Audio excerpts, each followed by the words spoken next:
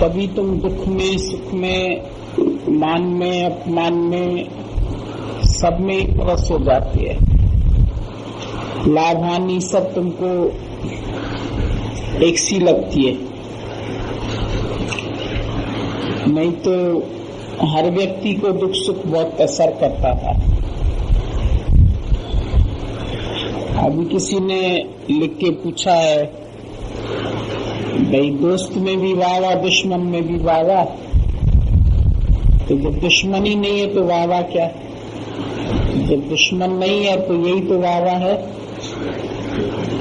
ये बात समझो कि अभी दुश्मन क्यों कोई नहीं दिखाई देता है। यही तो ज्ञान की शक्ति है ना। भाई दुश्मन नहीं है, यही वाह तो है, और वाह कौन सी करनी है? फिर तो दोस्त भी नहीं है। अगर दुश्मन नहीं है तो दोस्त भी नहीं है, फिर तो वाह या नहीं वाह का कोई सवाल नहीं है।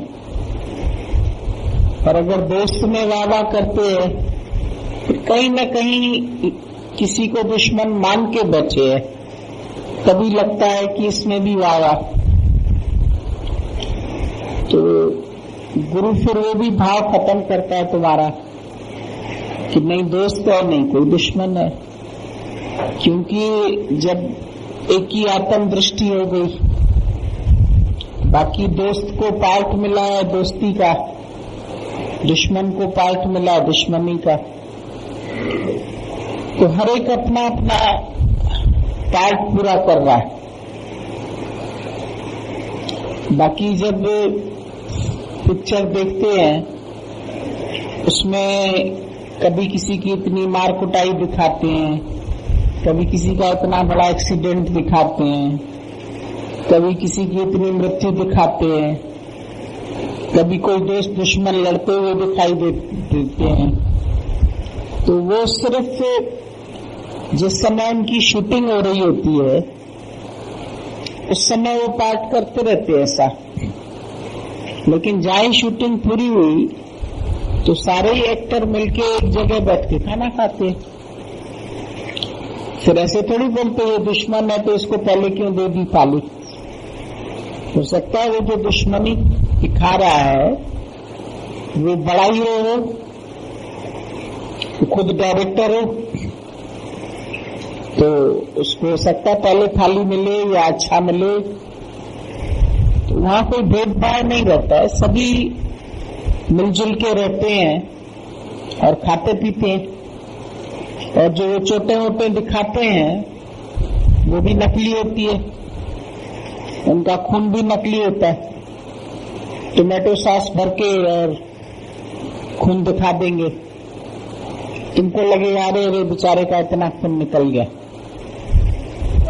लेकिन वो तो उनकी एक्टिंग के लिए दिखाते हैं, इसका इतना खून निकल गया, इसको इसने ऐसे मारा, इसने इसको पत्थर मारे, इसके हाय बेचारी की क्या हालत कर दी, अरे सास ने ऐसे निकाल दिया।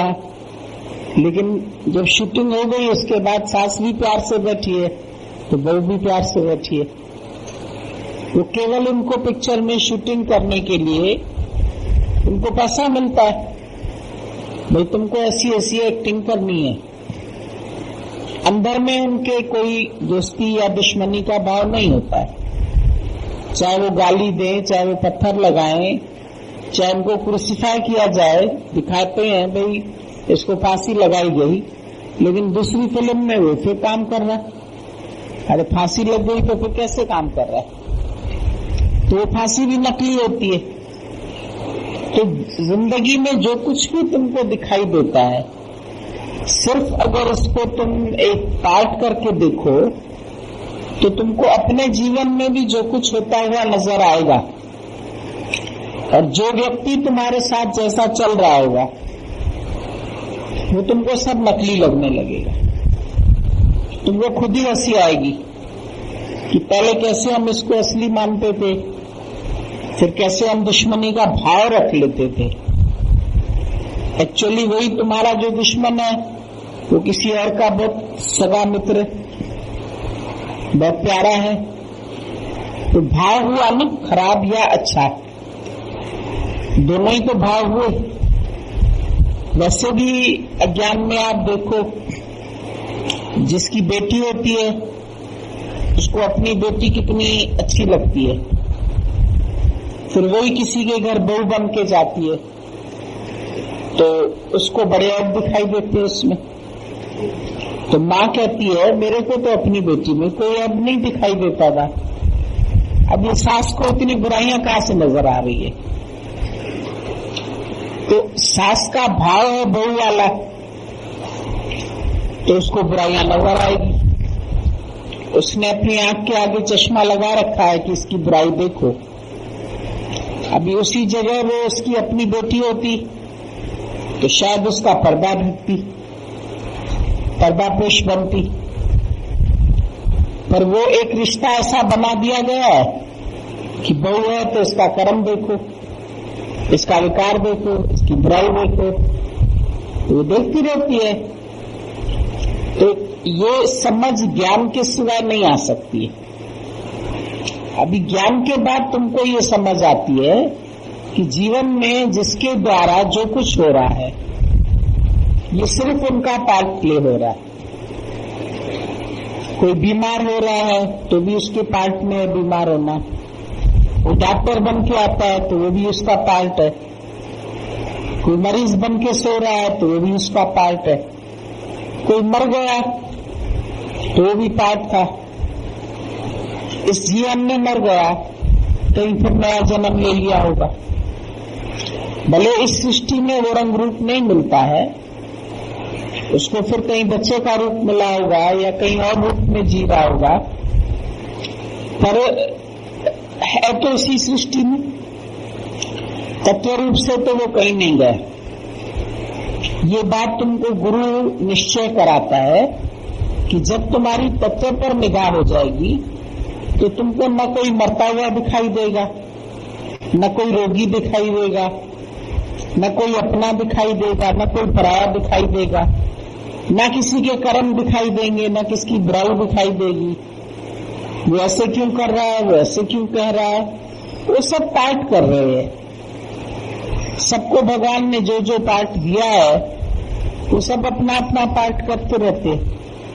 तुमको वो पार्ट नहीं पसंद है तो वो पिक्चर को छोड़ दो, बोलो हमको अभी इस पिक्चर में ये पार्ट नहीं करना है तो मट जाओ। तुम ना मानो तो कोई जोर नहीं। तो तुम्हें कोई बात नहीं पसंद आ रही है, कोई एक्टिंग नहीं पसंद आ रही है, तुमसे कोई जबरदस्ती कराना चाहता है, मत करो। पर कहीं अगर कोई ऐसे कर्म प्राणी है जहां करना भी पड़ता है तो फिर पाठ समझ के करो, खेल समझ के करो, अंदर से दुखी होके नहीं करो, अंदर से रोक के नहीं करो। अंदर में हर बात में हंसते रहो, खुश रहो। ये सिर्फ मैं ऊपर ऊपर से कर रहा हूं, सिर्फ एक्टिंग कर रहा हूं, पर मैं अंदर में ऐसा फील नहीं कर रहा हूं। बीमारी भी आ रही शरीर पर तो ये समझो ये शरीर जो है ये एक पार्ट कर रहा है, लेकिन वास्तव में मैं जो आत्मा हूं मैं थोड़ी बीमार हूं।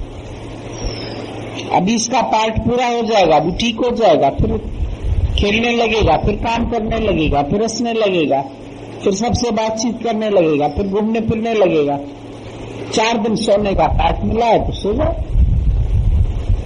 भगवान ने इसको शरीर को रेस्ट दिया है तो रेस्ट कर रहा है। जब इससे काम लेगा तो फिर ये काम करेगा। तो ज्ञानी हर बात में कोई भी कार्य करता है अंदर की प्रसन्नता को खत्म नहीं करता है। और जो सृष्टि में कार्य हो भी रहा है उसको भी यज्ञ करके देखो। भगवान ने सबको यज्ञ से पैदा किया है, सब यज्ञ ही कर रहे हैं। यज्ञ किसको बोलते हैं? जिसमें 4-6 लोग मिलके बैठ के कोई काम करते। अब देखो बिजली घर है, बिजली घर में भी कितने कर्मचारी है, सब काम कर रहे हैं, वो भी एक यज्ञ हो रहा है। किसी की ऑफिस चल रही है, किसी का बुटीक चल रहा है, किसी की शाला चल रही है, किसी की पाठशाला चल रही है, किसी की नौकरी चल रही है,